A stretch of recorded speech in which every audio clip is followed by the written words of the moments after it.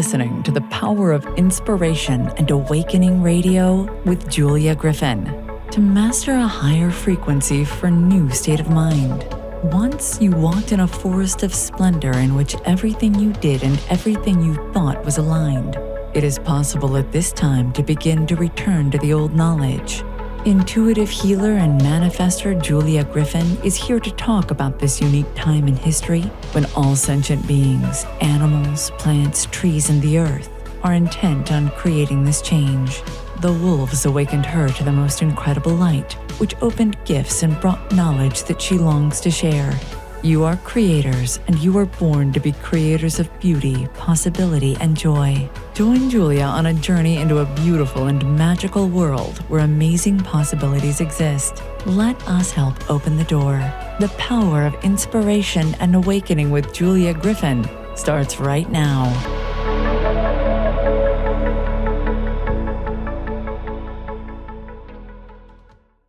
Hello, everyone. I'm Julia Griffin, and you're listening to the Power of Inspiration and Awakening on Transformation Talk Radio. Stay with us for the next hour and let us help you experience a higher vibration in a new state of mind. Today, we have a wonderful guest, Mark Borax, who is an expert astrologer who will tell us about how the language of astrology relates to the soul, our growth in the world. You've probably heard other astrologers before. This is different. So let me tell you about Mark. Mark uses astrology to free the magical, soulful side of human beings. In his readings, broadcasts, books, newsletters, and in-person lectures that combine music with talk, he spins tales of transformation that begin evolving people on the spot. Mark has been a nomadic poet his entire life.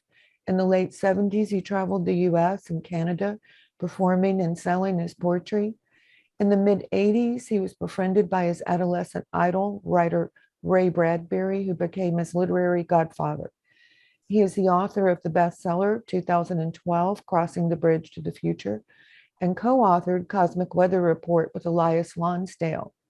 Mark created Soul Level Astrology, a method of using your birth chart to identify your core nature or soul, and he does readings to investigate this soul level purpose and life timings. Welcome, Mark. Hi, Julia. So tell us how you became interested in astrology. For people who aren't familiar with you, I want to say that you have an incredible talent of translating astrological information into the language of the soul. So the stars become feelings, vibrations, frequencies that you actually feel in the soul. So I'm assuming you spent a lot of years studying. Yeah.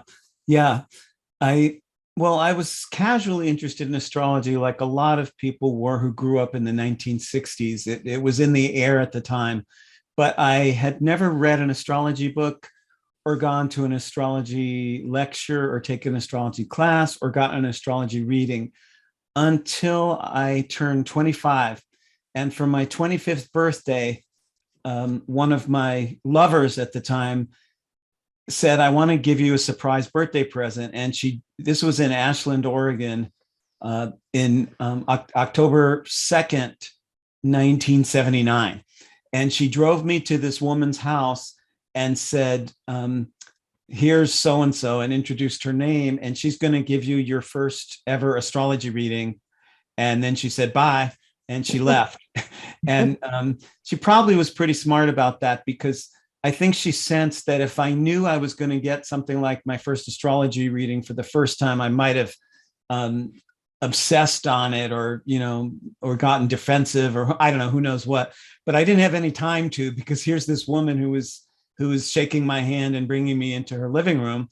And she proceeded to spend about an hour or so talking about parts of me that I barely even knew about, let alone anyone else, including my family. And so her information was so on the money and so interesting and provocative that I realized there must be something to this art of astrology. There must be a lot more to it than I've ever guessed. And so getting that first reading was really what opened the door. And then the door opened a little further about 5 years later, or yeah, 4 years later, maybe for my 29th birthday, my girlfriend at the time got me my first astrology book as a birthday present. And it was Alan Oken's book, As Above, So Below. And I spent the next 4 years studying that book and looking at my own birth chart and going deeper and deeper and deeper into it. And eventually I met the man who I apprenticed to, who taught me an inner astrology, a mystical astrology that went incredibly deeper than anything I had heard about or read in books. And I apprenticed to him for 7 years. And what you do is very deep. One of the interesting things that you brought up to me is that perception of parts of yourself that you weren't really familiar with. And I think that is one of the languages of the soul, is finding out what's beneath your current perception. And I can tell you from personal experience, he's very good at this. So when did it become a calling, like something that you wanted to do with your life? It was just at the end of those 4 years when I had studied that book that my girlfriend gave me, and I started thinking that I wondered if I could do this stuff for a living and make money at it.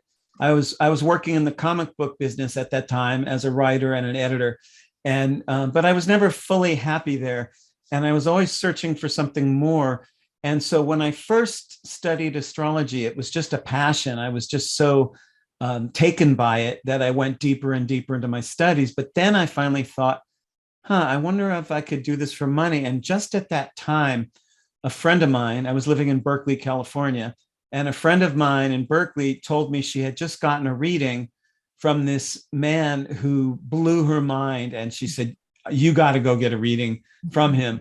And she let me listen to her reading. It was put on a cassette tape, and we sat in her living room and listening to this 90-minute session by this guy. And about every 5 or 10 minutes, we stopped the tape and said, did you hear what he just said? And we discussed it. And did he mean this? Or did he mean that? Wow. And then we would turn the tape on again, and then we would pause the tape. And I went and got a reading from him a couple months later.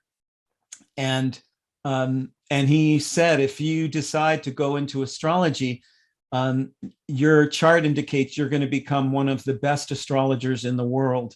But you have to know something. Most of the people who do this work do a bullshit version of it. They do a superficial version of it.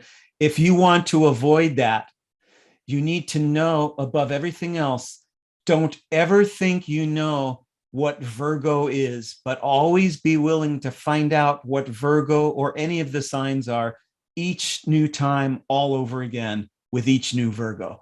And if you do it that way, you'll be doing the real thing. There are so many important points that you just made, is that you had like a burning interest in it. It didn't go away. You started thinking, maybe I could make money at this. Well, that's energy. It would be a door that would open up energy for you. And then the most important point that you made at the end is, even when you know the truth changes. It can become wider. It can have more subtleties. But, people will say, and then I'll be there. And I'm thinking, no, you won't ever be there, because it's always evolving. Yeah. Yeah. I do astrology like jazz rather than classical, in the sense, if you're a jazz musician, you could have the same music chart that other people have been playing for 100 years, but you have to find your own way to play it. And you also have to find a way to play it different than the last time you played it. And that's how I look at the birth chart. It's the same chart every time, no matter which astrologer looks at it, even if I've looked at it before. But unless I find in the living moment a new way to make that chart come alive, I feel like I break the cardinal rule that the man who became my teacher told me that day that I met him. And it's also a very subtle thing that you're saying about mystical truth, because when you approach it in the right way, it opens and it gives you more. And there are all these different aspects and different points that you didn't see before, but it pulls you into it. That's right. That's right. There's a whole inner world out there. I say out there, I guess I should say in there, but there's a whole inner dimension of human beings, of the universe, of life itself. It's a multi-dimensional holographic universe that we live in. And astrology, the way I use it, astrology of the soul, is an excellent map for finding your way through that territory. And an interesting thing, because I want to, tell everyone, I do listen to Mark's classes and they're incredible. So if you really do want to understand more about yourself or the importance of astrology, it's a great place to go. But in general, when truth is real, no matter what it is, you feel it with your soul. It's not just like, okay, Julia, in June, your life is going to get really good for you. Well, that doesn't do me any good today, right? That's right. And my astrology isn't heavily predictive the way some people imagine astrology to be. It's much more like counseling on a very deep level. My expertise is helping a person strip away the layers of conditioning that they've taken on and get down to their core nature. So for people who don't understand what you're saying with the conditioning, we can call it karma, we can call it patterns, but we all have negative things that give us weird emotions and thoughts, let's put it that way, that come up in repetitive cycles. And while it's obvious probably to everyone that you're close to what happens and how it happens, it's not obvious to you. And if you can hear different words or think about it a different way or understand the process, it's another way to get out of that. That's And right. Underneath the karma is usually a gift. That's right. Karma is a great gift because it invites you to become present in the places that you've been least present. Right. It's where we're not conscious would be a good way of saying it, because the light can't pass through those points. It wants to, but we have to change to allow it. That's right. So, for people who are listening, you can, if you're feeling the truth, that we're transmitting it, Mark is transmitting it. And this is what I would say is one of the biggest differences in his astrological work, is that he has the ability to make things click in. And sometimes, what you're listening to is not about you, it's about other people. But you see it and you feel it and you understand how it's something that we're all going through. People who are awakening, I would say anyway, on a mass consciousness level. Do you think so for people who are awakening? Yeah, absolutely. There's a huge wake-up call right now, I think more than ever, perhaps ever more than any other time since humanity has been on Earth. There's a giant summoning to wake up and break out of the illusion and show up as the magical, real, living being that you are, because nothing less than that is really going to help our species make it through this strange, distorted tunnel that we've entered. I agree with you, but I'm going to say for people who go like, oh my goodness, I'll never be able to do all that. Every glimpse that we have of light is a way of breaking out. And I think every time someone else even has a glimpse, it helps all of us go up for a level. That's right. There's a spreading of truth, the spreading of awakening. And paradoxically, as some of us saw in the 1960s, when things get darker in collective consciousness, it catalyzes a further awakening than it would if things hadn't gotten that dark. And so right now, the pendulum is being swung so far towards delusion, falsehood, deception, and wrongness, that the pendulum is equally flying back to the other side and jerking awake a lot of people who wouldn't have woken up otherwise. So there's a real ironic awakening current spreading through the world these days. And I'm going to compare that to what you were saying about karma. If I'm not correct, then correct me. But, wherever we have karma, there's usually something that we're afraid of, like, oh my God, as long as that never happens again, I'll be fine. Or I just have such an overwhelming feeling of fear. I can't do that. Well, that's sort of what's happening in the outer world too. There's so many things that are causing fear, but if you can move through it, there's a tremendous amount of freedom.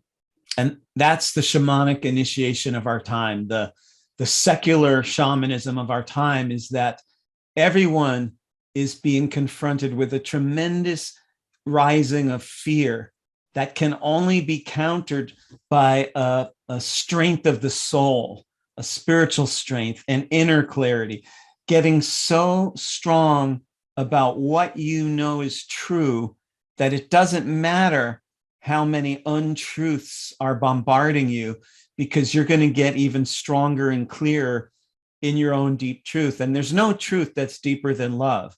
So really what this all comes down to is what the great masters have been saying for ages.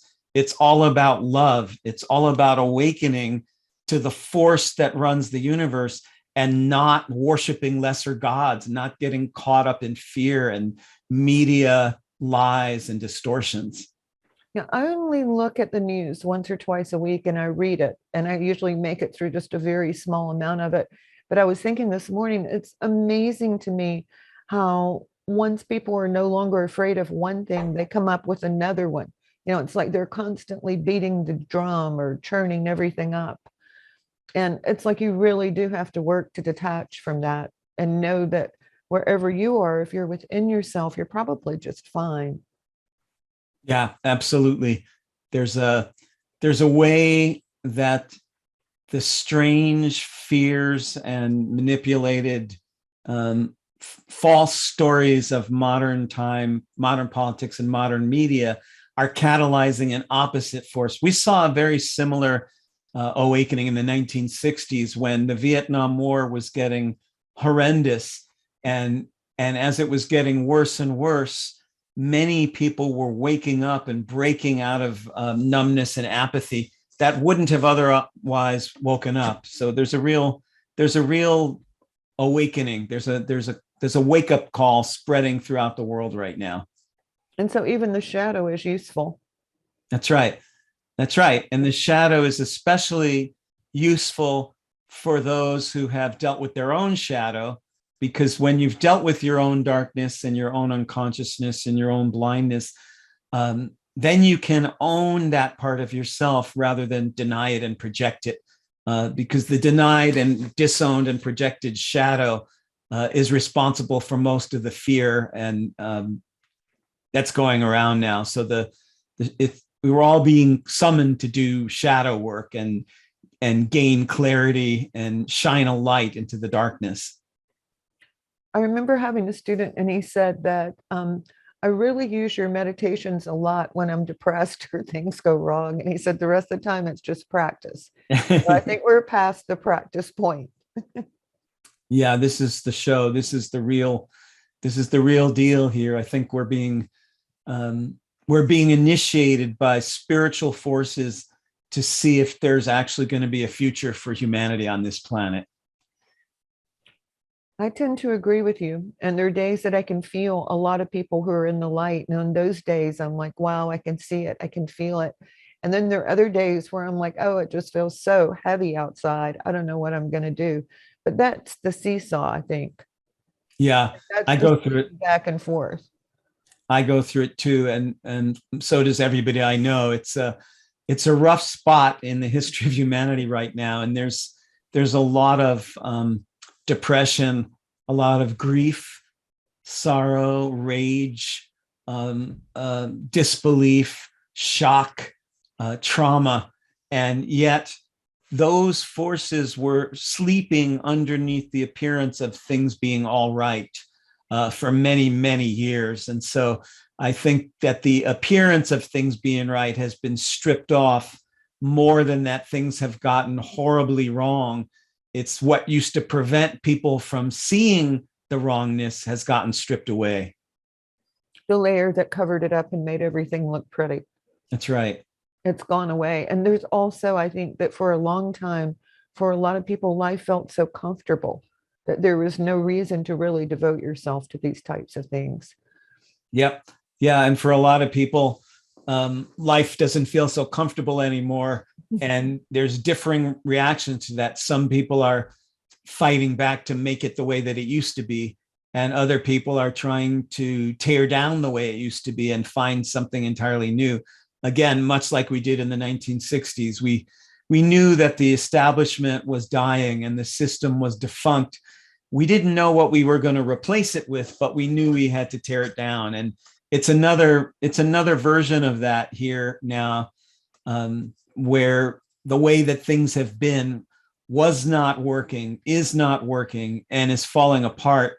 And it's up to each of us to do our own part in figuring out what to replace that with, even on a small level. even in your own life. Not necessarily somebody like me. I regularly talk to thousands of people all over the world. But even in your own life, if you don't talk to people all over the world, excuse me, just for you and your family, you're being offered a whole new way to be that you can't fully step into until you step out of the old ways. I think, though, just having a vision of what that would be, because the universe will correct it and you'll find out if you're not right. Go ahead and make up a vision of yourself being your happiest self, expressing your abilities, having harmony in your life. I think it makes a difference to think that. Absolutely. The creative imagination is the only thing that's ever going to get us through this current breakdown. I really have a theory, and who knows if I'm right or not, but that every single person who's awakening now has some important part to play in coming up with a vision of how the world could be if we moved into greater harmony. Like we need every single one of those colors for the picture to come out right. Yeah. Yeah, there has to be a change in consciousness that the people themselves get to count, not just the elite few rich, powerful people. Exactly. So how does this, I'm going to move the subject a little bit. How does the year of the water tiger play into this? Well, the tiger is the animal best suited for making gigantic leaps toward the future. And rather than playing it safe, this is the year to risk, to gamble, to bet on a good future for yourself, to look at those things that you really can't live without, those things that you want, those things that you love, and making a leap towards them, even if other people might not be so supportive, or even if there's a lot of excuses in the way or reasons why to put it off. Don't put it off. The tiger is the animal of leaping. So make your dreams come to life. In other words, take a chance on your dreams. That's right. Bet on yourself. And don't worry about so much about what's going on in the world. Well, I was thinking about one thing, and you helped me change this, or help me focus on this. When there were so many fires in Australia, I started putting up pictures of rain and said, instead of visualizing the fire, let's visualize rain. And everybody started passing that around on social media, and it stopped in a couple weeks, pretty quickly. So some of the things that are going on now, I wonder what would happen if we visualized health, if we visualized conflicts were just gone, we're not going to participate in it mentally. What are your thoughts on that? It's powerful. Collective consciousness, when it builds steam towards the direction of positive outcome, that's a force to reckon with.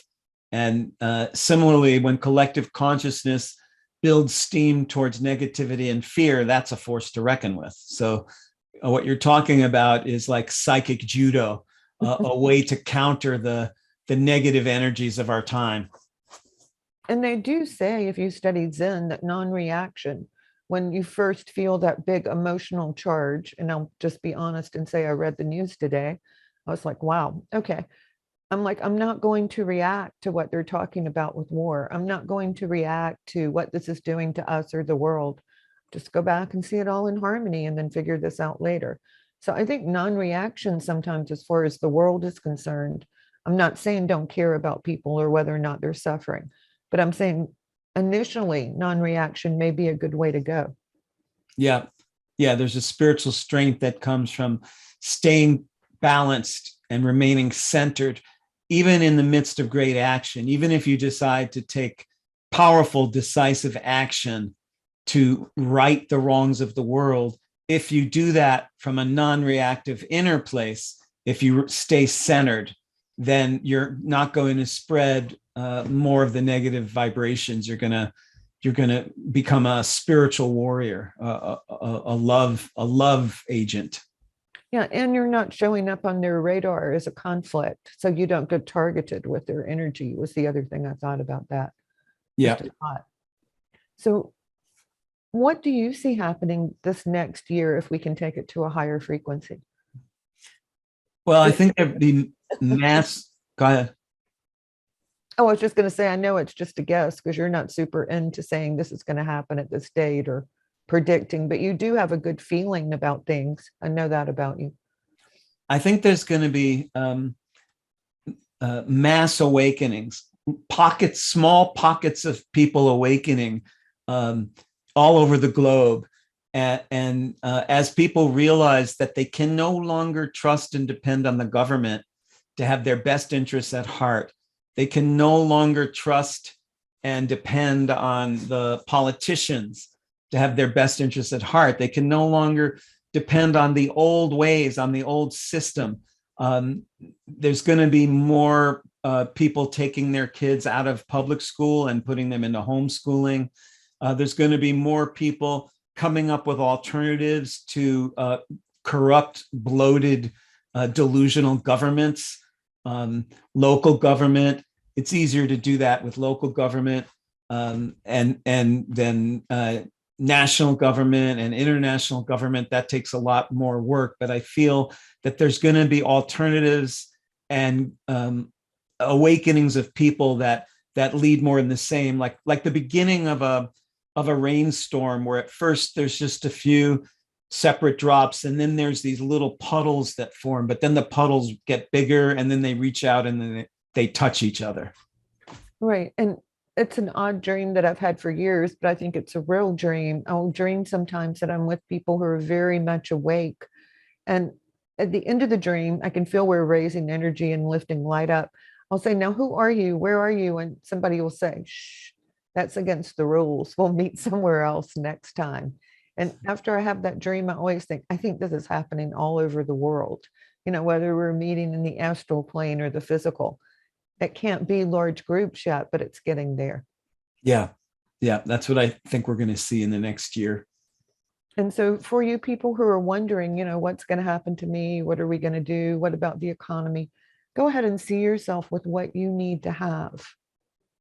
See yourself being protected and feel the light around you. And those things work, simple as it is. So I'm thinking here, for people, I'm back to your book, Cosmic Weather Report. That was how I found out about you. It's just the title intrigued me, and I'm so glad I read it. But you said 2012, wasn't about a utopian dream. It was about moving into a time when we were going to work with our karma, which was just so incredibly correct. So what else do you see on that line? Do you think that we're coming to like a peak of that, or we're just in the middle, or what's your thought on that? I think we're in the early stages of that awakening.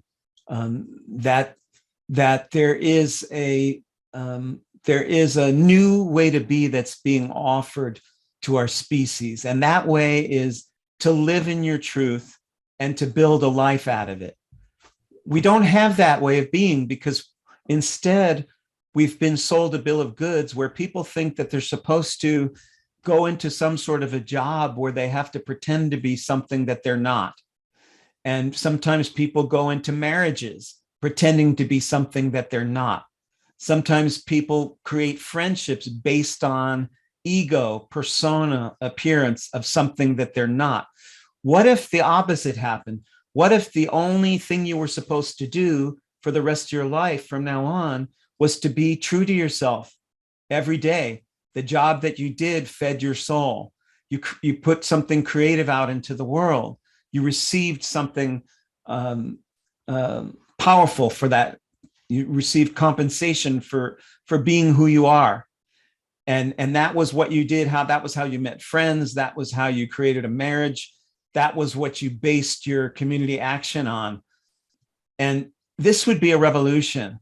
And so I feel that we're in the early stages of this, and tackling our karma is the all-important beginning of that, because you have to deal with whatever has been in the way of you being the powerful, loving, whole, full, magical being that you are.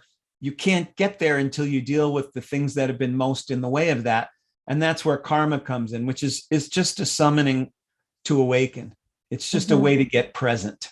Well, it's layers of yourself that you think are real or think how you should be, but they really go in the opposite direction and mask your true being, because that's where the freedom is. I mean, you could have all the harmony, you could have all the abundance, all the peace you want on earth, but if you don't have who you really are, you don't have a lot, in my opinion. Yeah.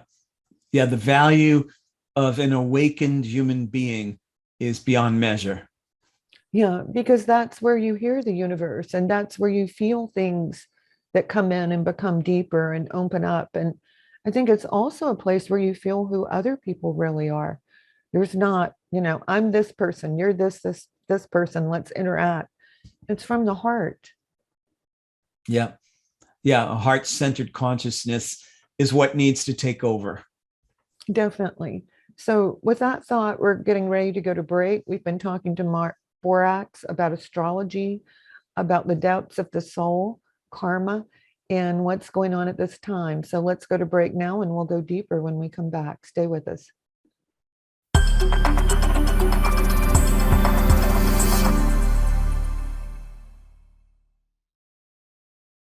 Hello, everyone. I'm Julia Griffin with OneTrueSelf.com, ONETrueSelf.com.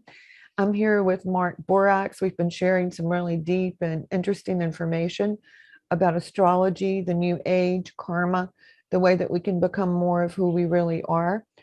And Mark's going to tell us even more. But first, I'd like for him to tell you how you can find him and some of the things that he offers for people who want to go deeper into this world.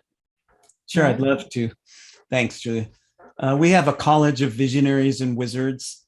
You can find the websites by searching on my name, markborax.com, MARKBORAX. And I offer a free monthly newsletter called the Cosmic Weather Report. You can sign up for on my website. I offer a 3-year chart certification program. I teach people how to read the birth chart from the soul. People all over the world study with us. We also have a variety of other classes taught by my wife, Marcella Eversole, and other graduate students from our college. So you can check out all those offerings, and we all do personal readings. I do readings mostly over the telephone for people who want. You can find those out on the website too, and could find out about my books. Currently revamping the 12 signs of the zodiac, tearing them down and building them back up from the soul. I've been working on this book for 3 years and still have several months left to go, but that'll be my next publication. And I think for anyone who wants to go deeper or has an interest in astrology, it is really a good way to go. I've been on some of the calls, and the people who are on the calls are very interesting. As he says, they're from all around the world. And it's a lot of different viewpoints from very different people. And somehow it all comes together, which is pretty much, I think, where we are right now in the world. We're all very different, but we do have a heart message, and that is that we want to find out more of who we are, and we want to see more of the soul. So, Mark, for some of the people that you've worked with, could you tell us about some of the transformations they go through? I mean, I've seen some of them and they're pretty profound. Yeah, there's a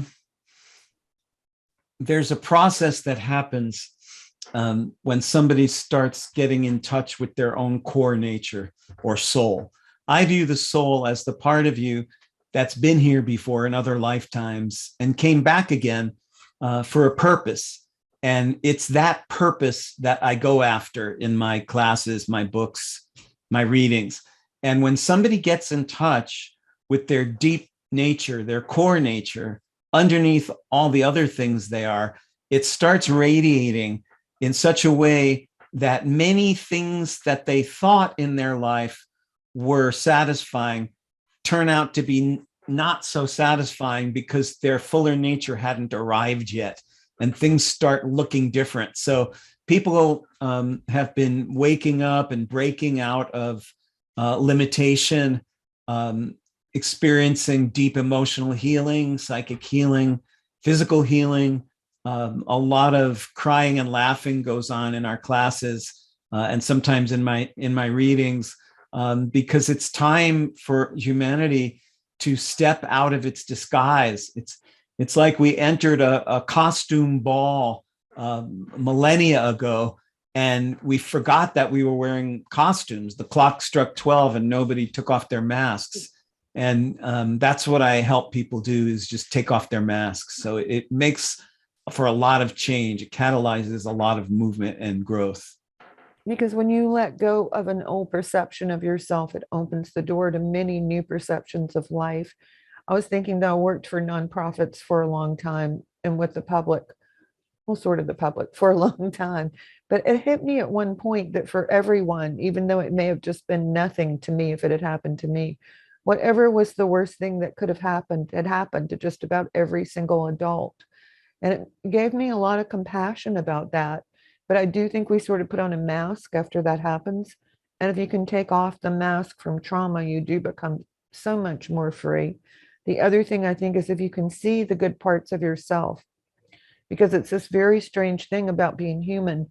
We tend to stick to the ego things about ourselves. Like those are good, but the inside things, like, for example, I like to meditate every day. A lot of people who've been around me have found that very irritating. I don't care. It's what I want to do. But when I was much younger, I probably would have thought, oh, I'll wait until they go to bed, or I'll wait until nobody's here. And that's what I mean is you get really addicted to those ego manifestations. Do you see that too, Mark? Yeah, there's a breaking apart of the ego, the artificial self that we hide within because we think it provides security. But what it turns out is that it limits growth and further evolution. So there's a process of stripping away the layers in order to get down to who you really are. Which is where all the freedom is, really. That's right. That's the freedom to fully be true to yourself, not have to wear a mask, not be tempted back into the imprisonment of a mental slavery, but to bust out into the great wide open. Because I think that so many people probably who are listening or who take your classes or who are in your life and my life and other people who help, they're highly sensitive and they're empaths. And I noticed that one of the things when I started to measure my feelings through my heart is I could very clearly hear someone say something negative about me, and I would think, that's just their opinion. But it would have bothered me before. I would have thought, did I do something wrong? Should I have done this differently? So I think a lot of the neurosis falls away as you find that part of you. It's not, you know what I'm saying? It's not my problem if their truth is they don't like something I did, unless I was wrong. I don't care. Yeah. There's that freedom of not caring so much. Yeah. Yeah. That's a tremendous freedom when you grant yourself permission to be who you are instead of constantly second guessing yourself. Yeah.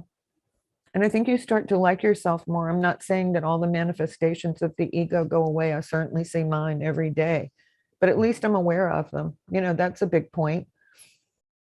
Better anyhow. Absolutely. I'm laughing at myself there.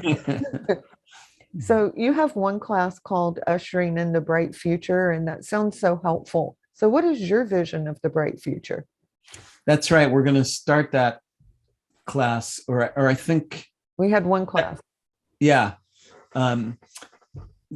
My sense of the bright future is a place where everyone thinks for themselves instead of following the dominant mainstream media narrative, where people rise up and take back their power instead of giving their power away to institutions and political polarizations, to let go of the heavy affiliation with one side of the political spectrum while demonizing the opposite side, to break out of the great polarity game of we're right and you're wrong, we're the chosen ones and you're the unwashed masses. That's an old collective human game that we ought to be sick and tired of playing. That it takes a lot for people to break out of that, but this is part of how I see ushering in the bright future. I'm taking that in for a second, and I think that exists on so many layers, that I'm just really surprised. It's like just a silly thing. I found like a tiny bump on my arm, and I thought I should go to the dermatologist, and I thought, what if it's gone tomorrow? And I thought, well, it won't be. But then it was gone the next day. And I thought, God, that was just all that crazy medical information that you're getting all the time. The other thing with it, to take what you're saying a little further, because I catch myself doing this all the time on Facebook, if someone takes the opposite opinion or they put up something I disagree with, I'll think, why did they do that?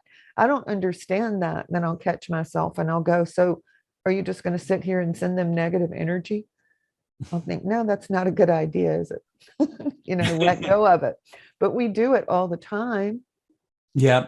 Yeah. And ushering the bright future has to do with dissolving the schism inside the self, the part of you that's turned against yourself. I mean, collectively, I don't mean you necessarily, Julia, but right. The part of a person that's turned against themselves. If you dissolve that inner polarization, then all the external polarizations in the world have less of a hook to dig into you and reactivate it, because you're becoming one with yourself. So you don't get so caught up in the ferment, because we've come to the point where that's killing the world, that's destroying the future. If Democrats feel that Republicans are the devil and Republicans feel that Democrats are the devil, the two are never going to get together and overthrow the powerful elite that are keeping both of them down. So right. It's time people just woke up and broke out of this. So that's part of what I see in terms of ushering in the bright future. That's a big step. That's well said. And so, I mean, for all of us, there's so many different levels of detachment. And I think one of the things we can do is stop seeing people as wrong. It's just, that's the side they're on. You may not agree with it, but your job is to stay aligned with yourself and not get quite so upset about all these things. Yeah. The other thing that people ask me frequently is, am I telling them not to read scientific information and not to read the news? Like, no, I'm just saying you should detach from it.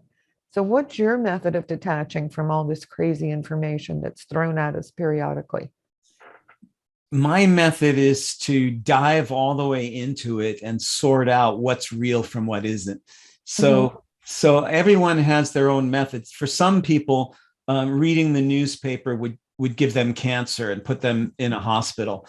For some people, I don't watch mainstream TV news and I don't listen to NPR, but I do keep abreast of social media, and I'm connected with thousands of people all over the world on various levels who trade information. We all trade information. And I have a local TV show on health freedom here in Vermont called Open Exchange Vermont, where I interview people who talk about health freedom. And so for me, I take this stance of being a spiritual warrior. And instead of keeping away from all of those fights, I go deep into them and try to sort out truth and speak my truth and stand my ground and do the best I can not to take all of that polarization inside myself. It's a spiritual practice for me to go dive into the lion's den and show no fear. Right. And I can get that. I am going to say something though, for people who are listening to the national nightly news, I keep thinking that it's like a prayer meeting where everybody's talking and everybody's sending energy and it's going out on that negative wavelength. So I'm going to recommend that they either skim written news or they're doing it the way that you do it, which is to try to stay detached while you're reading it. Yeah. Yeah. It's a challenge.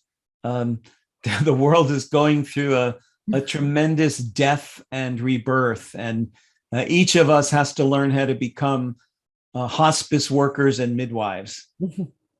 Well, just because it's funny, this keeps coming up in my head. I was reading about how the population had gone down so far in China. And I thought, well, of course it did, because they only had one child and it was a male child for what, 20, 30 years longer. So of course the population went down, but they left it out of the article and said it was about economics. And I thought, well, that's really strange. And I'm just saying that because that's how far off some of this information can be. Mainstream media has never been this co-opted by corporate interests before. it was always partially co-opted by corporate interests. And then it became more co-opted and half co-opted. And now it's like 99% taken over. The New York Times only tells you what their sponsors want you to know. And so NPR, all mainstream publications, not just Fox News, but CNN, they're owned by the same company, both Fox and CNN.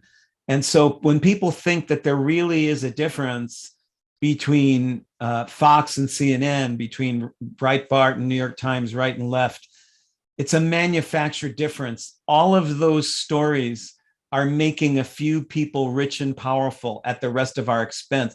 It takes a lot of willingness to dive in and find new stories and not get caught in the old stories. And that's one of the practices that I practice myself and teach others, and talking about ushering the bright future, people finding the truth and seeing the real stories and no longer getting caught and manipulated by the false stories. It's a big job. A lot of people are going through it right now. I really think it would be nice if we could begin to create new stories. I mean, we all have minds and imaginations. I think it's time to make up some things with happy endings, or very nice long journeys with plenty of adventures, one of the two. Yeah. Yeah. We need the adventure of life and the magic of living on a blue-green paradise planet to take over from the stories of anti-love and anti-truth and anti-realness. The realness of life has to come back, as well as the magic. I think all the time, out of all the planets in the universe, it must be pretty rare to get a blue-green water planet. So, I mean, just that's a miracle. And yet, how far are we from realizing that miracle? We forget it all the time. Yeah. And that's an odd thing to me. Yeah. Yeah. It's an amazing thing. It is. It's amazing to be alive. The fact that your soul landed in that particular body, and that you can see and feel and taste and touch, and you're spinning through space, is just a staggering miracle that even could come to be. Just even simply to be alive is a tremendous gift and blessing. I know it doesn't always feel that way subjectively when somebody is suffering and when bad news and fear are being trumpeted all over the world, but it takes a spiritual strength to take back the blessing of being alive in this world. It's a major act of radical renewal and revolution to take back the miracle and blessing of being who you are and being alive. And then just think, I mean, every month the moon changes. I mean, we even get a different sky, we get different seasons. I mean, if you were going to dream all this up, it's a lot to dream up, and we get to live in that year after year. Yeah, and I sometimes think that part of our violence goes back to the fact that a small planetary body smashed into the young Earth and knocked the moon out of us. I know. That's how we have moon. And you think, whoa, that's how we got the moon? And I sometimes feel that's why there's so much violence. It's like this big baseball game in heaven. Right. And the emotions go back and forth with the moon. To slightly put us on a different subject, if you study alchemy, astrology is taught as one of the methods of relating to the soul. There are even these old odd plates, I think from the 1400s, that have, I'll send you an image of one, but they show these people who are demonstrating aspects of each of the signs. And when they have the balance of the sign, of the qualities of the sign, because everyone has positive and negative attributes, they point to themselves because they found the answer in here. Nice. Yeah. Yeah. Yeah, there's definitely a magical planetary alchemy. There's a way to help people become more of who they are rather than more like someone else. That's the gift of soul level astrology. I don't want to make you be more like me. I want to make you be more like you. And so I use all of my powers to tune into what would that look like. And then I paint an impressionistic portrait of how I see you. And if that resonates with you, it's already going to start moving energy in you to get rid of all that other stuff, that clutter and layers of conditioning, and get back down to the soul of what makes you real. Right. So I think I think what we're coming to is saying that there are these old profound methods that we can't say in distinct words because it's something that you have to feel here, and we're trying to get you here. But if you want to feel better and you want to really make progress being you, spend some time discovering these things. Don't worry so much about what's out here, and come back and find out, hey, what's waiting for you in the mystical world, so you can go and enjoy your blue-green planet and have adventures. Absolutely. And what makes you you, it gets back to childhood sometimes. If there's a kind of a music that makes you feel so alive, if there's just a way to be, a way to dance, certain kind of foods to eat that make you feel alive, follow that truth, because it's going to lead you to a much better place than following all the fear. And stay curious.